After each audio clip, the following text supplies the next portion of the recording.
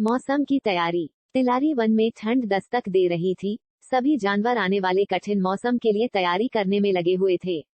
एक पेड़ पर रहने वाली चिड़िया भी उनमें से एक थी। हर साल की तरह उसने अपने लिए एक शानदार घोंसला तैयार किया था और अचानक होने वाली बारिश और ठंड से बचने के लिए उसे चारों तरफ से घास फूस से ढक दिया था। सब कुछ ठीक चल रहा था कि एक दिन अचानक ही बिजली कड़कने लगी और देखते देखते घनघोर वर्षा होने लगी। बारिश से ठंड भी बढ़ गई और सभी जानवर अपने अपने घरों की तरफ भागने लगे।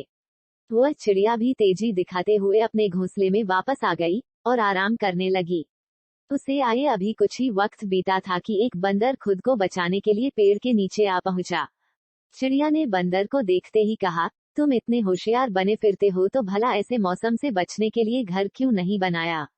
यह सुनकर बंदर को गुस्सा आया, लेकिन वह चुप ही रहा और पेड़ की आड़ में खुद को बचाने का प्रयास करने लगा। थोड़ी देर शांत रहने के बाद चिड़िया फिर बोली, पूरी गर्मी इधर उधर आलस में बिता दी। अच्छा होता अपने लिए एक घर बना लेते। यह सुन बंदर ने गुस्से में कहा, तुम अपने से मतलब रखो, मेरी चिंता छोड़ दो।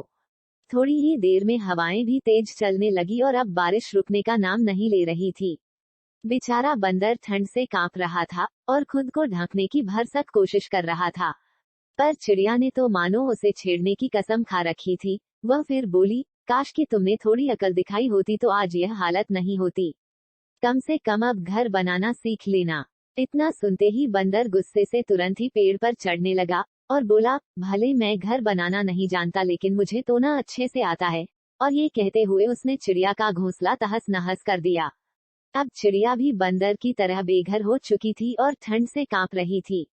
सीख, हमेशा अपने काम से काम रखो। यदि आप मदद नहीं कर सकते हैं तो उसे बेकार के उपदेश न दें।